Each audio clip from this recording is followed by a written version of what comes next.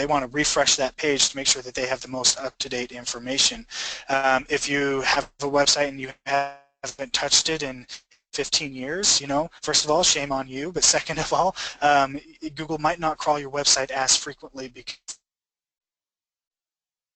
they don't feel like you have new information to share. Google's really interested about sharing and gathering new and fresh information. We'll talk a little bit how you can have some new and fresh information, but that's absolutely a factor into how frequent these crawlers can crawl your website. And although these, I guess another thing to note, although these robots are fairly sophisticated, and we call them robots, which, you know, in my mind I'm thinking super sophisticated robot, talking and handshaking and all that jazz. But these are probably some of the most basic of computers, right? So they're fairly sophisticated, but they only have one job, and that is collect and report. They go out, they look at a web page, they gather everything they know about that web page, and they report it back to Google. And we call that report aspect of Google, we call that their index. Google's index consists of every website that they've crawled and have taken into account. Now, Google told us not too long ago that they actually don't index every page that they crawl. If you can think about every web page on the internet, there's probably tens, even hundreds of trillions of web pages on the internet, and Google says that they only index 13 trillion, I think is what they said, or 14 trillion, something like that.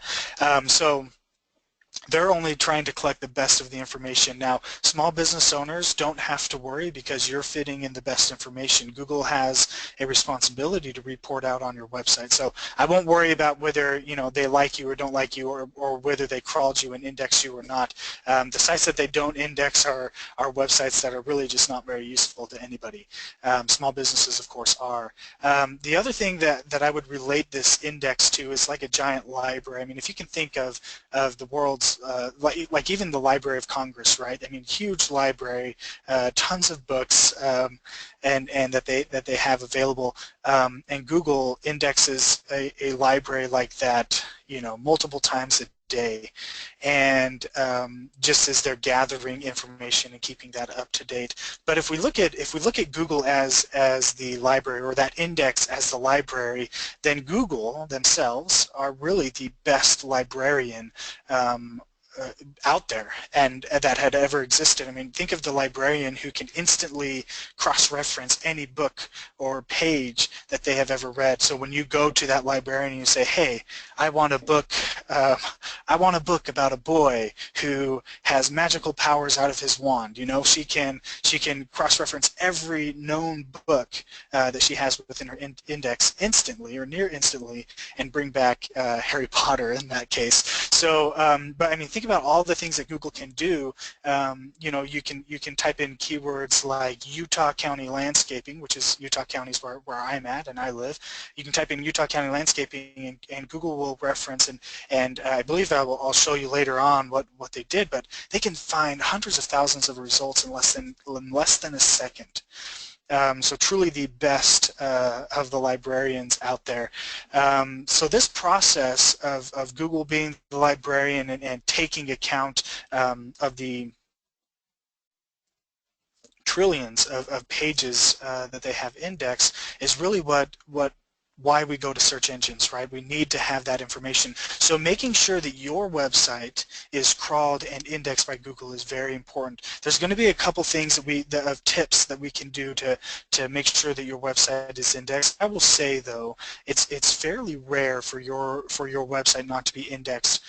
We did a study not too long ago where we were looking at websites that Boostability had built, brand new websites, and there were some of them different blogs and different things, and when we built that website and posted a couple blogs on it, that blog usually got indexed by Google, crawled and indexed by Google within just a couple of days. Google's really good. They need to be good at that because they need to be representing everything online, so they want to do that for us. So I wouldn't necessarily worry about it, but there are a couple tips here that we'll go over that can really help you ensure that you're indexed and that the robots those spiders that are crawling your website are having a good experience on your website. So being indexed is one thing, but now we're going to go over a couple things to kind of optimize that indexing, right? So one of the first things I'll mention is a robots.txt file. Now, when you look at that, I know when I first got into SEO, I looked at this file and I said, well, that's too technical because it just looks like code, a bunch of code. And the truth is, it is a little bit more technical, but it isn't very difficult. Most CMS platforms, WordPress or Drupal or Joomla, they will make it really easy for you to edit and add a robots.txt file. But let's talk about some of the things about this file. So number one, when a crawler or a spider, a Google bot, when they find your website, they're going to look for the robots.txt file first. And the reason why is this is really instructions for the robot. The instructions will tell them, number one and most important, where the sitemap is. And you can see there at the bottom of that little snapshot I took of a robots file. That's the directions to the sitemap. So it has a sitemap, but it has a URL to this website's sitemap. We're going to go over that in just a minute, but that's the most important thing the robots file can do. You can also do a couple things. You can notice that there's a couple disallows. This basically tells the Google bot where not to go. Now, I would use a lot of caution when using a disallow. This customer has WordPress as their website, and then to access the admin section of their website, which is basically the login section of their website, and also a file within that section. That's what they're disallowing, and that's totally fine. I have seen mistakes, however, it's not very often, but the reason why I say to be careful is because you can tell Google to disallow your entire website. They go to this robots file, and you just say, don't look at my website, and they won't look at it, and they won't index it, and that becomes a big problem. So especially when your business thrives off that website, right? So that's definitely something to look out for. It's a little bit technical. You can ask your SEO buddy or here at Boostability to help you out. I do know there are a lot of free tools out there that can help you create a robots file. It's fairly easy to create, but this is a very important aspect. This is optimizing for the robot when they're crawling your website to make it easy for them.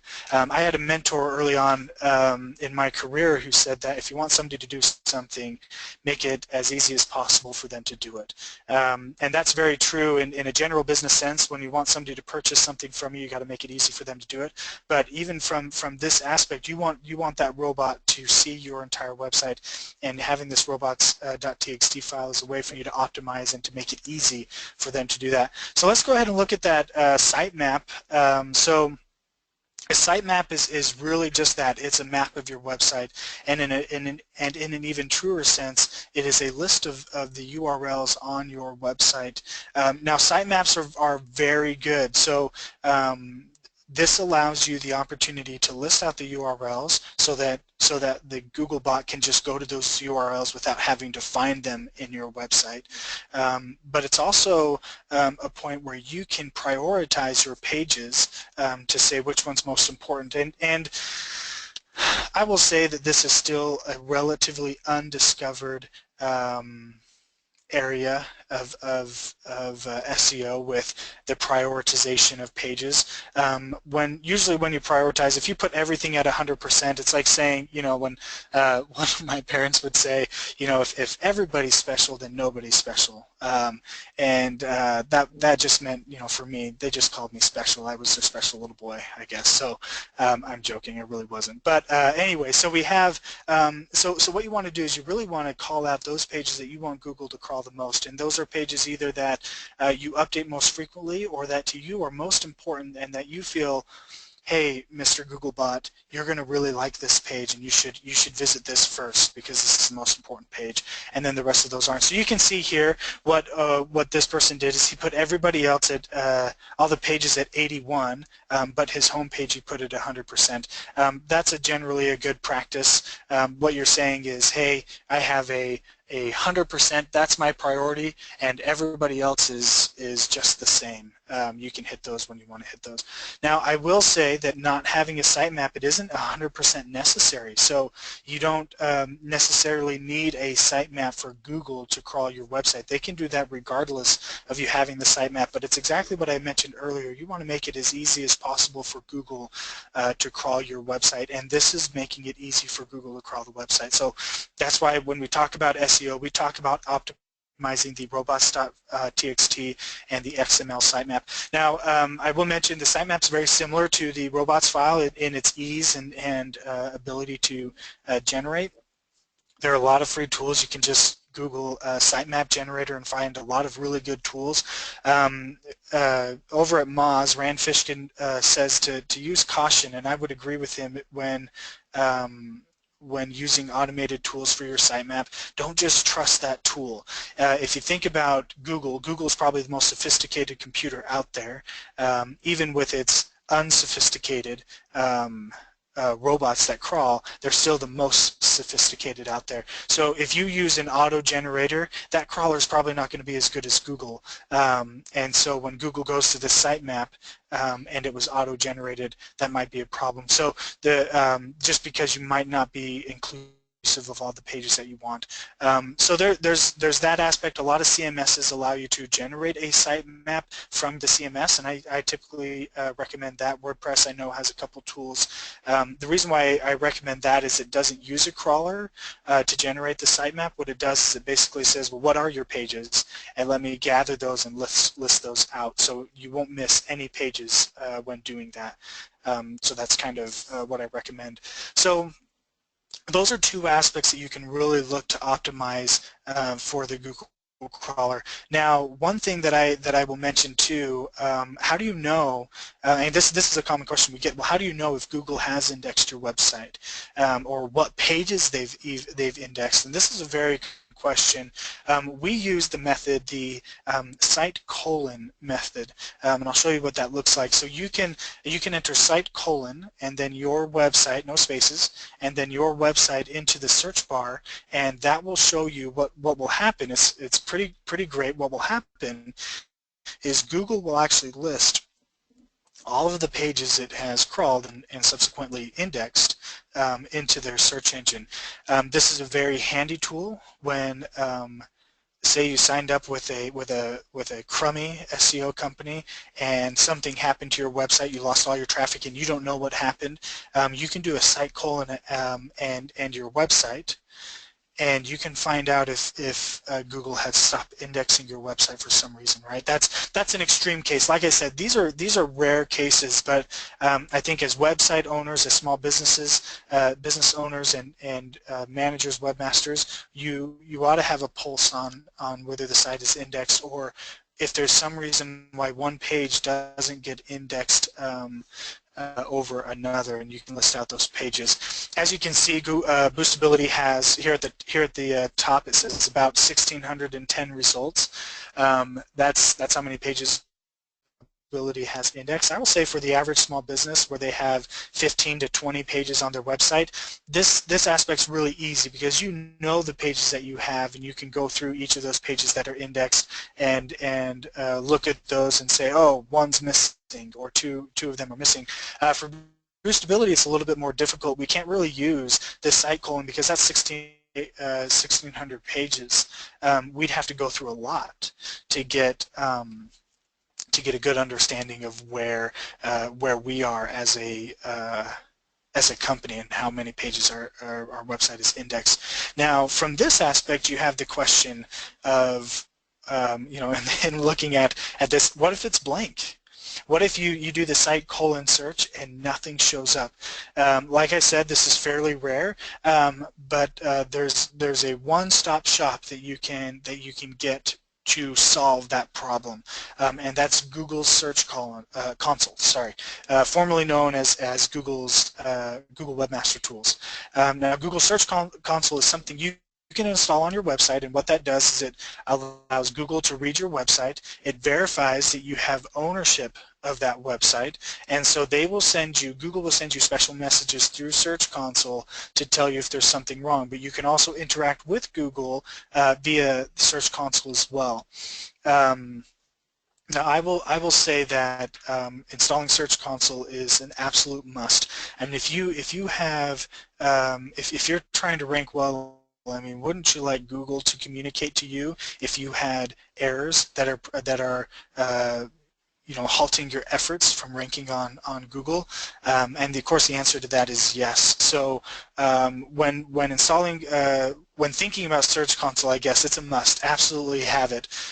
It's just one of those things you've got to have. So one of the things that you can do, so this is what the kind of that menu bar on the left-hand side of Search Console looks like. If you don't have if your website isn't indexed, you can actually add your sitemap to Google Search Console, which is absolutely beneficial for anybody to do. And if you're not indexed, then this allows you that opportunity to be indexed. You can also, you see in that left-hand column, let me see if this works here. I'm going to try a laser pointer. See, I don't know if you guys can see that laser pointer, but you see here's the sitemap. I guess two sections above that is fetch as Google. Now that's another way for you to tell Google and say, hey, crawl this page of my website, and they will crawl that page. So submitting your sitemap, having Google crawl that page, those are things that you can do to help Google crawl you and then index your website. There's a couple other things here. You'll notice as we kind of scroll up that there's a messages section, so you can look to see if Google has sent you any messages. These have a fairly broad range, but it could be anything from, hey, you have issues on your website, to hey, make your website mobile friendly, or different things. But this is Google's way of communicating to you, and is an absolute benefit to all businesses. When you don't know where to go or what to do next, sometimes Google can tell you what that is. And I would say that if you don't have Google Webmaster Tools installed, it's fairly quick. Those messages that they're going to send you show up near instantly when you install it, so you don't have to wait for a period of time to communicate to you. They will communicate right away. Okay, so like I said, this is very rare not to be indexed, but I wanted to share that insight into making sure that you had a route to get indexed, or to look at issues that could be solved later on. So let's move on from this point a little bit. So now you've got your site indexed. Now what? Should you expect first page ranking for the key terms right away? Unfortunately, no. So if we look at that librarian, right, and she has a library full of trillions of websites, and for any given search term, we could use Utah County landscaping as an example, but for any given search term, she has hundreds of thousands of results to sift through in less than a second, and she ranks those in order from the most important or most relevant. We actually call it the most relevant and most trusted sources first, and then kind of draws that down from there. And we all know that number one is best. So there's no other position you want to be than number one. The top 3 results on Google that are not ads, that are in the organic section of Google, get the most clicks. So you absolutely want that. So let's look at Utah County landscaping. This one was a little bit intriguing to me, because I'm looking at how many results they were able to find for Utah County landscaping. You can see that here. They say that there's about 618,000 results, and they found that in less than a second. The problem with that is that the population of Utah County is less than 618,000. It's actually 550,000. So I know that within that index, Google is showing me related sources that are related to Utah, Utah County, Utah landscaping, just landscaping, you know, kind of like a broad range.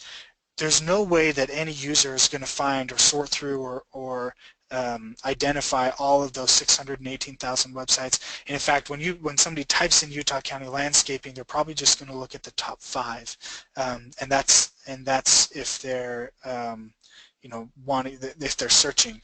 It could be just looking at the top 1 to find a landscaper that they want.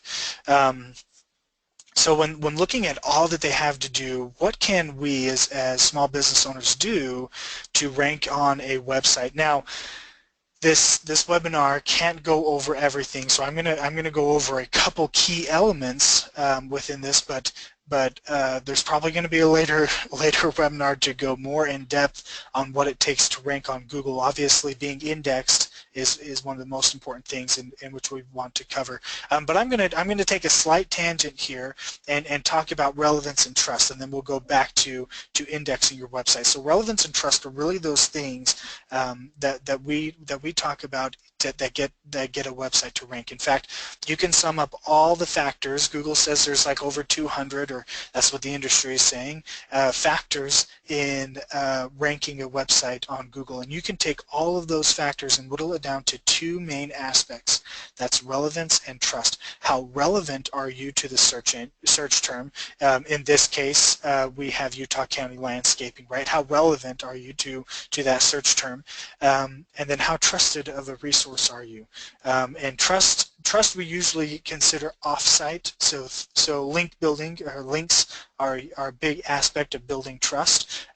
Social media is another aspect. And relevance from an on-site perspective, how relevant is your website? So making sure that your website is found relevant. A lot of times we look at the website as a whole, or some of the code, or some of those things. So I'm just going to take a brief dive into these, and just remember that I'm kind of going to glance over, or kind of pass over these rather, and not go too in depth. And feel free to ask questions and chat those to us if you have questions about this section specifically.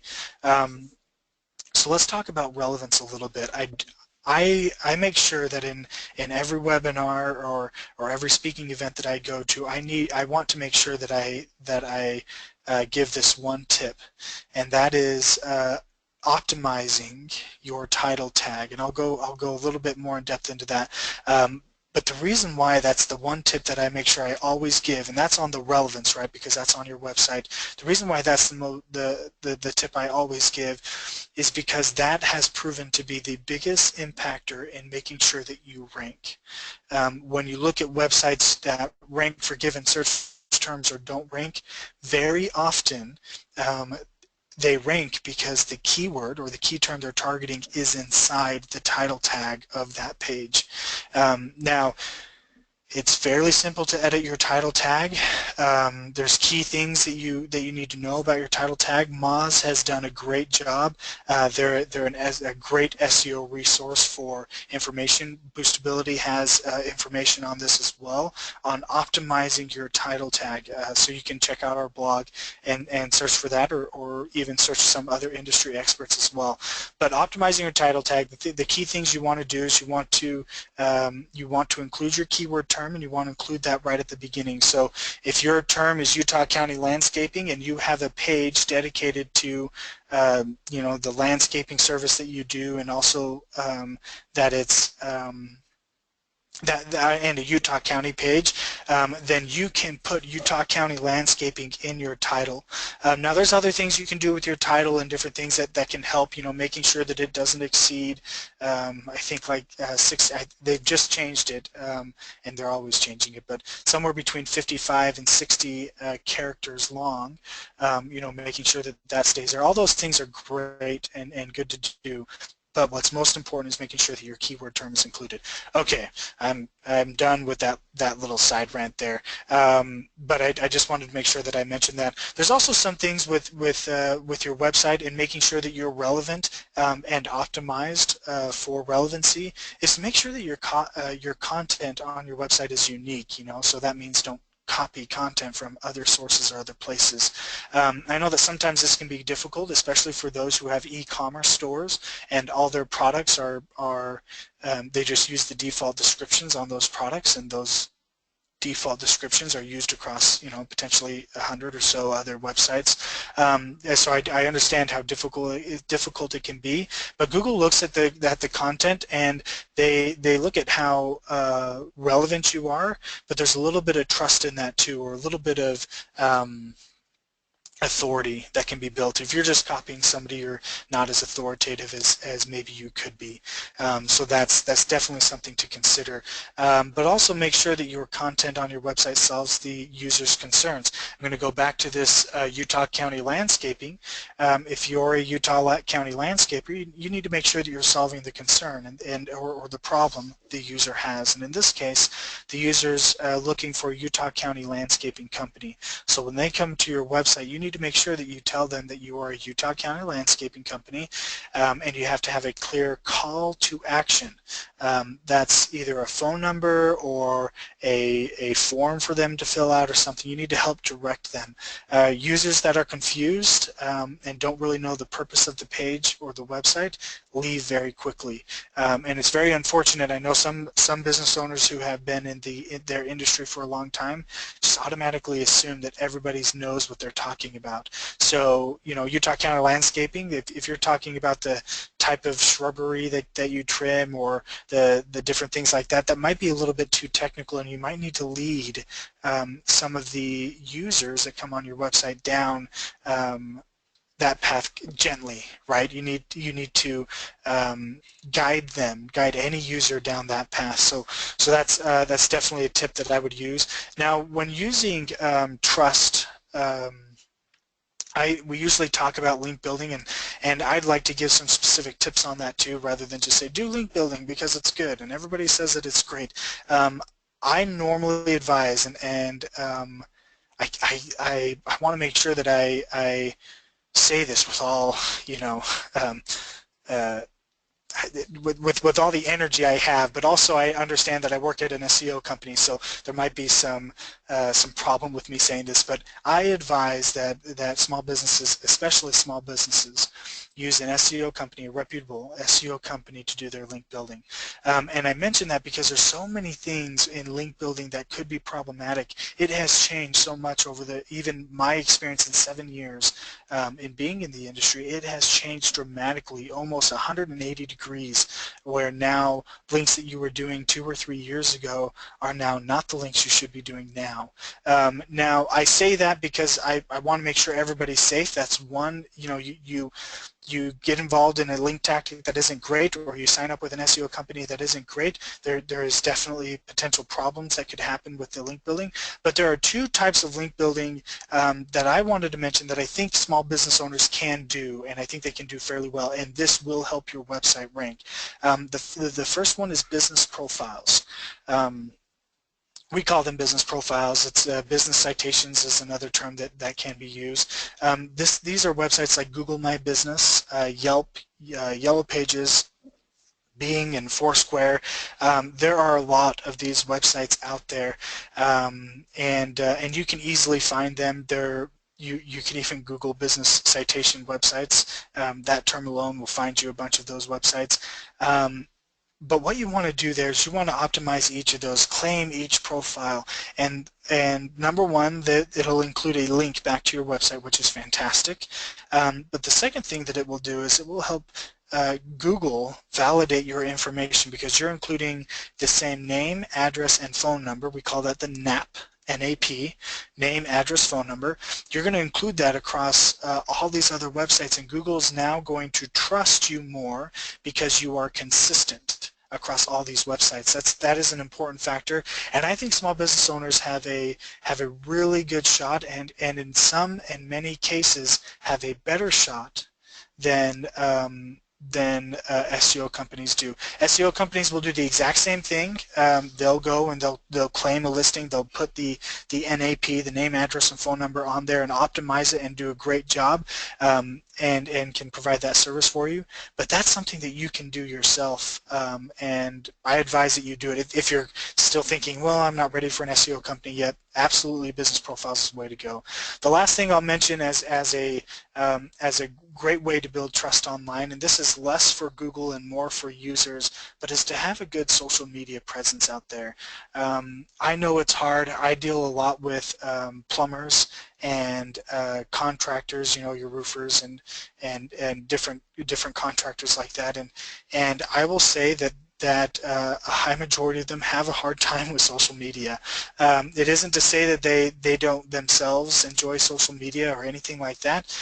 It's just a hard time to be social when your product is something that not everybody's interested in. That's the thought. That's the thought out there, and that's a false idea. Just because it isn't, you know, that that lady that stormed Facebook a couple weeks ago, that Chewbacca laughing lady, hilarious video, most popular YouTube video, Facebook video ever. You know, just because your plumbing service isn't as popular as her, that's okay. When people want to find you, they'll find you. And being on social media, and so Facebook and Twitter and even Google Plus in those cases, and LinkedIn, those are additional avenues that are free to set up and can be managed, you know, relatively easily. You don't have to post every day, because that could get annoying for the Facebook users, and I'm sure for the business owner as well. But you can post on a somewhat regular basis, every other week, even weekly if you want to, or once a month, just to know that you're active and out there, is definitely something that can help build that trust. Now, Google, it's hard to say whether Google does take that into account or doesn't take that into account when ranking a website. Us SEOs go both ways. Google says they don't, but every data point that we've ever seen says they do. So it's really hard to know, you know, who's saying what. But that's definitely something you can do to build trust. Whew. Okay, we did it. We are over relevance and trust. Of course, if you have any other questions, you can go over that. I'm going to be done with that rant. There's a couple other things I want to talk about when it comes to indexing your website, and making sure that the crawler likes your website. So one thing, and it goes back to what I had mentioned earlier, if you want somebody to do something, you have to make it as easy as possible for them to do it. So let's take a look at these websites here, right? So the website on the left, I am not sure what their intent is. I believe their website address is the worst website in the world, or the worst website ever, or something like that. And that's pretty much about accurate. They are pretty much the worst website. You can tell though through, and it can be confusing for users, and if it's confusing for users, it is going to be confusing to the robots as well. Where do they go? Where do they go first? It's kind of hard for them to navigate. Now, on the other side, you have the website on the right, which has a much cleaner design, and for the users is much better for user experience, people that visitors to that website, but also for the bots. They have a much easier time navigating. Now, I will say, and I said this before, navigating is the only job that those bots have, right?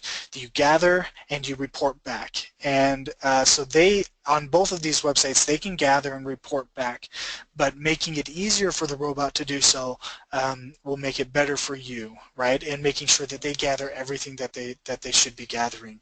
The next aspect, that I'll mention from what Google loves most is, or one of the things that Google loves, is a mobile-friendly website. Now, from the crawlability aspect, I know that Google's going to be looking at whatever mobile version of the website that you have, and they're going to be indexing that as well. So you can kind of look at it as two different things. Google's indexing, your desktop website, but they're also going to be indexing your mobile version of your website. Now, many of you have probably already read this, but we'll just read it together here. That quote right in the middle, more Google searches take place on mobile devices than on computers. That was a quote last year that Google came out with. So more Google searches. Google has, they just said, trillions of searches a year, thousands of searches every single second. But more of those searches take place on mobile devices than on computers. More people are searching from their phones. And we all knew this was going to happen. I mean, it's much easier to search on your phone. But here's the problem that Google has, is that there aren't, for all the pages out there, not all of them, not even near the majority of them, have mobile-friendly websites. We call it mobile-friendly because it looks great on your phone and is easy to use on your phone. I think we've all done this and have all seen websites that are just awful on your phone. You can't see, the text is too small, so you try to zoom in. You're really frustrated because you're scrolling, left to right and up and down, and all these ads are popping up. The images don't work. There's a lot of issues out there on the internet when it comes to mobile. So over a year ago, actually, yeah, just about a year ago, Google came out with a mobile-friendly update. And what that update did was it said that it would rank websites higher if they had a mobile-friendly website than if they didn't. And you can see here, this is from my mobile phone. I just took a snapshot. This is our customer's website, mobile friendly. This is a competitor, mobile friendly, and you can tell right by the icon or the little description, I guess, right next to or right underneath the result that says mobile friendly. And you can see this fella down here doesn't have a mobile friendly website. Now there's a couple things that Google's doing. Not only will they rank people higher for that, but they're trying to train our minds to look for that mobile friendly word, because we don't like websites that aren't mobile friendly, and Google knows that. They're trying to give us fair warning so that we don't click on something that's not mobile friendly. So there's two reasons why you need to be mobile friendly. Number one is because it's going to rank you higher, and the second is people might not click on you if you're not mobile friendly because you're not going to have that icon that they're looking for. Definitely an aspect that's needed. Last thing I'll cover, and Google loves this, right? We talked about keeping your website fresh. Google loves on-site blogging, and that's the one true thing that everybody can do on their website to keep their website fresh. I mean, if you think of the, we'll talk about that landscaper as an example. That landscaper may not have changed his business in 20 years. And has been online, had a website and all this stuff, but he hasn't changed anything about his business since 20 years. How does he keep his website fresh? And that content fresh looking so that Google likes him, I guess. Blogging, on-site blogging is one of those aspects. Regular on-site blogging has proven to, and you can see by this graph, has proven to improve keyword ranking over time. So right here, we had introduced on-site blogging. We had a group of websites that we managed, and all of these websites received the exact same work, except one received on-site blogging and the other did not. And what we found is that on average, the group that did on-site blogging ranked nearly 8 positions. That's almost an entire page on Google better than its competitor. A big deal in the marketplace if you're wanting to edge out your competition and different things like that. That is absolutely the key to that. So just in closing, and then we'll open it up to some Q&A here. Just in review, and I'll leave this slide up in case it sparks your questions. So we have the robots or crawlers that have that one job to do, right? They gather and they report back to Google, and then you have the ability to look at whether Google has you indexed in their index, and that leads us to the best librarian of the web, and that librarian loves certain types of things. They love good and clean websites, and they also love mobile-friendly websites. Another aspect that they love is on-site blogging, which we covered. And of course, all of this are things to help get you indexed. We also covered some aspects of SEO. specifically relevance and trust. I wish I could dive deeper, but we just didn't have time.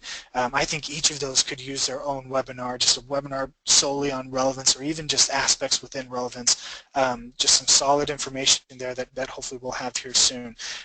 So at that, I appreciate everybody who joined the webinar. I hope that you got something out of this, and at the very least the ability to check if you're indexed and the way to fix if you can't find yourself indexed. And on that note, we'll just look for any questions that anybody has at this time. Andrew, we had a great question, but first, thank you so much for your presentation.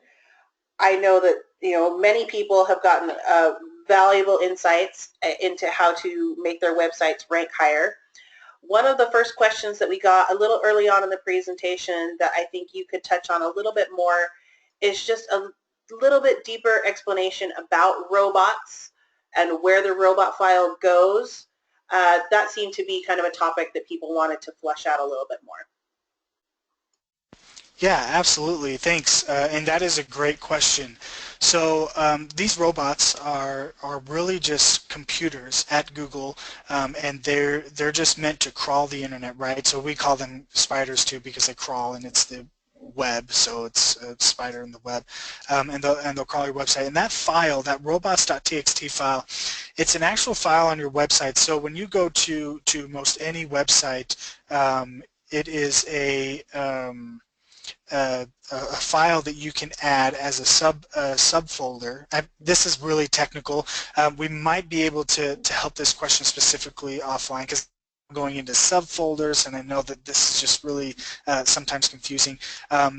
Most CMSs make it really easy for you to edit your robots file, but what you want it to look like is yourwebsite.com/robots.txt. So every page on your website is a file, and this is not necessarily a page, but it is a file in a subfolder section of your website. I wish I could explain that more. That one's really a technical aspect that's kind of hands-on.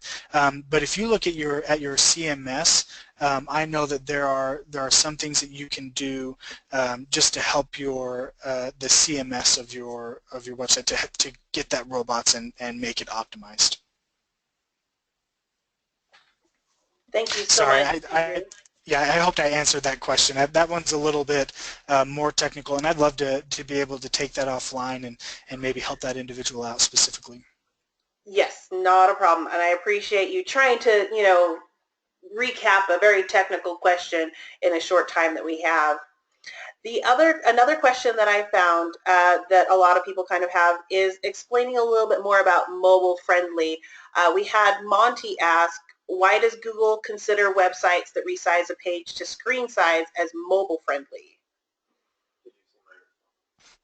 Yeah, that's a great question. So first off, with the mobile friendly, Google is getting better at understanding what is mobile friendly and what is not, and that's oftentimes based off of user experience from a mobile phone. They can tell if somebody's just not having good experience, and then they can read into that a little bit more and figure that out. So when you resize, if it's done right, resizing is exactly what we need to do. We need to make sure that it fits on any mobile device. I mean, if we look at every phone has a different screen size, and can oftentimes be difficult for somebody to try to create everything for every different screen size out there. So having a mobile-friendly website is really just whittling that down to the screen size that you need. So that's one aspect of doing that, and that's absolutely mobile-friendly. And the reason why they see that is because you're changing your formatting for the user, so the user doesn't have to scroll weird or do anything else. There are some issues. I've seen it when I go to websites that have reformatted and resized their page, but it didn't work. It didn't look good, and I'm still having a bad experience. But Google doesn't really know that it doesn't look good. They just know that it resized, and so they'll call that mobile friendly. I will say their biggest, one of their biggest priorities right now is to make sure that little icon that says whether it's mobile friendly or not is being used correctly, because they're putting a lot of and as we all should, they're putting a lot of their eggs in the mobile basket. More and more users are going to be using their mobile phones or their tablets or some other device other than their computer. So Google has a lot of work to do. It's really only been a year since they've really made these a priority, and we should see it follow the same aspect as other things. Google's going to make these other aspects a higher priority, absolutely. Thanks for that answer, Andrew. We had another question from Sarah, and she's asking about posting on social media. She says, with the suggestion to post on social media as little as once a month, you're really suggesting that more for SEO, correct? If you're posting once a month, you really aren't on social media. That's a great insight and thought. Normally I say when posting once a month, it's really just to make sure you're out there and being active on social media. A lot of people don't like pages or don't follow pages that are not active. So just having a Facebook account but with no posts, you're not going to get any likes. But getting one post there a month or every other week is a way to be active. You have to be careful with social media. Businesses have a hard time, and I'll talk about Facebook specifically. Businesses have a hard time because whoever uses social media, I use social media, I use Facebook, I'll just scroll through and I just kind of see what's out there. I don't post a whole lot myself, but I just kind of scroll through and see updates. If I had a business that I had liked and they posted every day or once every other day or even once every 3 days, and it wasn't really interesting to me, I'd probably unfollow them. Businesses have a hard time because they're trying to compete for the attention of an individual, and they're competing with that user, in this case me, as I'm scrolling through. They're competing with my loved ones, my friends and my family, right? That I'm very interested and invested in their lives, and I just liked this Facebook page from somebody else, hoping that it could fill my feed with something that I like. So that's why I say once a month. I think about my brother's website. He's a HVAC contractor, heating and air conditioning, and he posts once a month or once every other week. I can imagine how it would get really annoying, I think, if he posted more frequently than that, unless he had something really interesting to share. So that's kind of a long answer. I really don't use social media to talk about SEO, but really about building that trust, and you have to build trust within your users. And posting once a month just means that you're active. You're like doing the minimal that you can, and that you're putting in effort, but you're not being annoying. And if you're more sophisticated, which Sarah, it sounds like you might be, which is fantastic. If you're a little bit more sophisticated on social media, then posting more often, where you're riding that line of posting often but not being annoying, that's fantastic, and you should post as often as you can to be active on social media in general. So I hope that answers your question, and great insight, and I wish you luck with that, with your social media presence as well. All right, we have a question from Adam. He is asking, how much of an impact does the time a site has been live play in regards to SEO? If a site was launched a few weeks ago, is it somewhat of a waiting game, even with best SEO practices? Yeah, great question. And the truth of that is, yes, it is a waiting game. There's relevance, which you can build up instantly, but trust, as we all know, takes time. and they need to see some level of consistent effort from you to rank. That's usually how I view that SEO aspect. Of course, if you're a very niche business, you're you're the only one doing it, and you want to target key terms that are not very competitive or not competitive at all, then you can rank based off relevance alone. And that happens all the time, and it happens more and more often when Google is in some cases downplaying the value of links. I would still say, and this is what experts say, is that links are still the most important SEO factor that you can do to rank. But if you're not ranking for a very competitive term, relevance is enough. So taking it back to that question, if you have time on that your site has been live, if it's only been a couple weeks but it's not competitive, you could find yourself ranking. But if it is competitive, you're going to be in the waiting game with everybody else doing consistent SEO efforts to get yourself there. We call that domain age, how old the domain is, and to be honest, that isn't a huge factor in SEO, but it absolutely is a trust factor. But just by looking at the age alone, you're not going to have any issues. What you're going to have issues with is showing Google that you're a trusted website with very little links or anything out there to say that you're trusted, and that usually comes with time. So yes, it definitely is a waiting game for most all businesses. That was a great question and a great answer. Thank you. We have another question from Lauren, and she, or he, I'm sorry, I'm not quite sure. Do backlinks on social media, typically no-follow links, help, or are they irrelevant to Google? Yeah, that is a great question. So no-follow links, I say they do help, but it's in an indirect way. So if you look at, as Google's looking at links, they want to look at something that's natural, right? They want to look at something that isn't being manipulated. A lot of the business profile websites, well, I can't say a lot, but there's a few of those business profile websites that their link that they link back to is a no-follow link, but it's still a link. I think, I don't know who coined this phrase, and it's kind of dumb, but a link is a link is a link, right? So no matter what, you build a link, it's going to help you with your website, whether it's no-follow or not. And the reason why I say it helps in an indirect way is we look at links as a link portfolio or a link profile. And that is looking at, instead of looking at each individual link and if it's passing value, you look at the entire portfolio and you say, is this portfolio natural?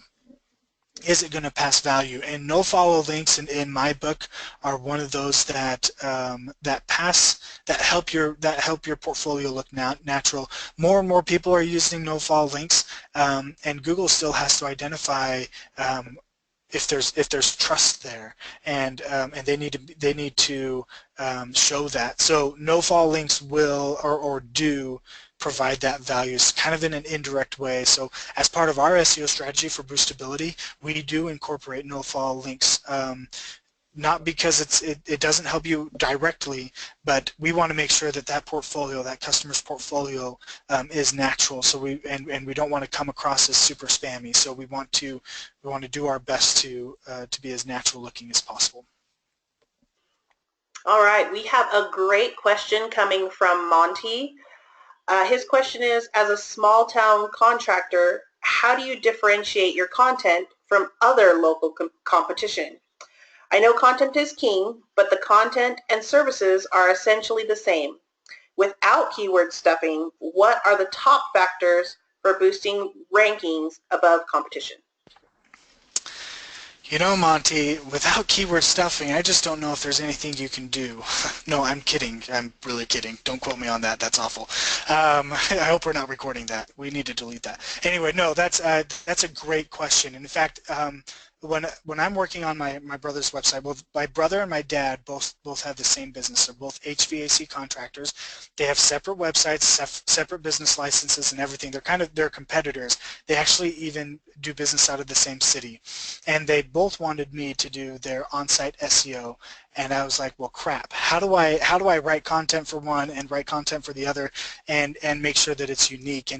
And although difficult, a lot of what you're going to be looking for is a personality fit, making sure that it's unique, but unique is not even the right word. I mean, unique is a great word because it says that you're not duplicating anybody, but unique in another sense that you are your own business. How do you differentiate your business in general from those other businesses? What makes you different? An example with my brother is he gives during the summer months, his wife will bake cookies.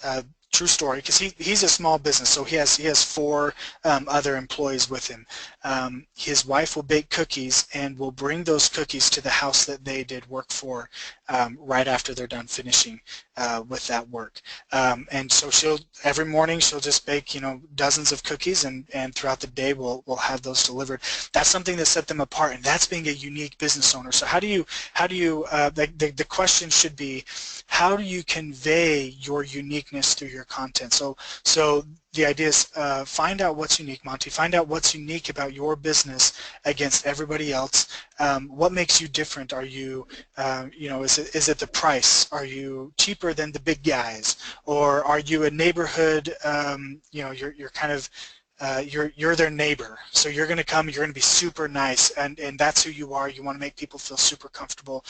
Maybe it's all of the above, but the thought is conveying that through the content and even mentioning it. There are things that are going to be absolutely the same, right? You're going to have a call to action. You're going to list your services that you do. In the case of my brother, it's fixing air conditioning, installing air conditioners, heaters, and all that stuff, humidifiers and different things. That stuff is going to be the same, but the content around it, what's going to draw, why would they choose you over the other competitors? And that's the content that's going to make you unique and your business unique, more than just having unique content. Thank you so much for that great answer, Andrew. And it looks like it is about time for this webinar to wrap up. So once again, we are so grateful to have Andrew present this amazing topic. And we really hope that this information and the insights that Andrew has shared with you will really help your business take off and really be prominent online. Now again, if you have any questions related to this topic, we will be continuing the conversation online. You can find us on Twitter you can tweet any of your questions to Ask Boost, or you can find us on our Facebook page, and we will be continuing the conversation there. And everyone who is signed up for the webinar will get a link to the replay of this webinar so that you can come back to this valuable content again and again. All right, once again, thank you so much for joining us on this webinar, and we hope we will see you on the next one.